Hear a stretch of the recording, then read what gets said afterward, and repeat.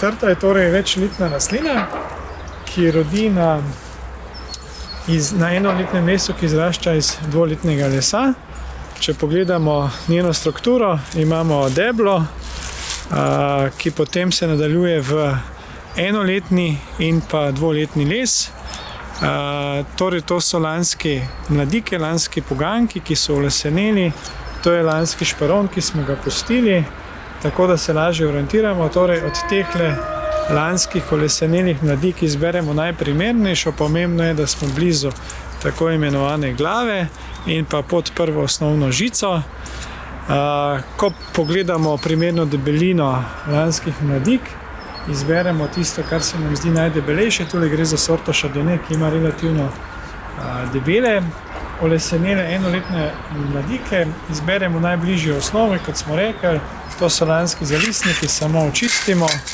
Potem odstranimo lanskoletni šparon, tega, ker ne potrebujemo več. In pustimo, kot rečeno, en šparon za letošnje leto.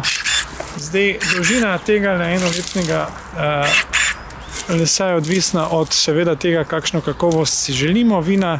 V tem primeru našem puščamo nekje na 5 oči, kar pomeni 1, 2, 3, 4, 5, 6 oči. Če želimo zadevo spet vrniti bliže osnovi, pustimo lahko tule en čep ali pa tudi ne, če vemo, da nam bo puščal preveliko gostoto mladik v tekočem letu. Tako da to je trta, ki je nekako pripravljena za letošnjo sezono. Ko bomo zadevo povezovali, ta šperon dejansko samo rahlo nalomimo, ga upognemo na tole žico, pazimo, da se ne zlomi in ga potem tamle privežemo.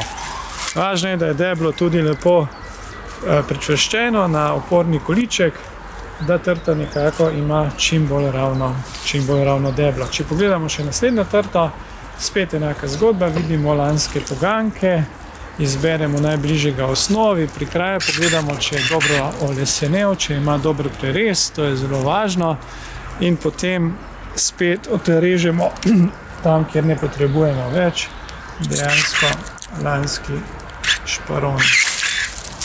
Takole, tudi ta trta pripravljena za letošnje leto. V tem primeru ne rabimo nobenih čepov, nobenih reznikov krajšega rodnega lesa, ker je to popolnoma dovolj za letošnjo sezono. Tako da zadeva je dokaj preprosta, če imamo kaj izbrati, problem je lahko se pojavi, če na osnovi nimamo olesenelih primernih mladik, se nam zadeva podaljšuje in s tem seveda gremo predaleč proč od osnove. Tako da kot v tem primeru spet pogledamo, tole je najboljša, najbližje osnovi, odstranimo lanski šparon, ostanek, tole je prenisko, odstranimo v celoti, tule pustimo en čepek za vsak slučaj in spet zadeva pripravljena. Tako, torej bistvo je primerna debelina, primerna bližina glavi, dobra olesenelost, lep prerez trte in pa seveda, da vzdržujemo neko primerno gojitveno obliko, da se nam trsi preveč ne izrodi. Uspešno rez vam želim zimsko in pa potem spet spomladansko pletev oziroma poletno zeleno rez.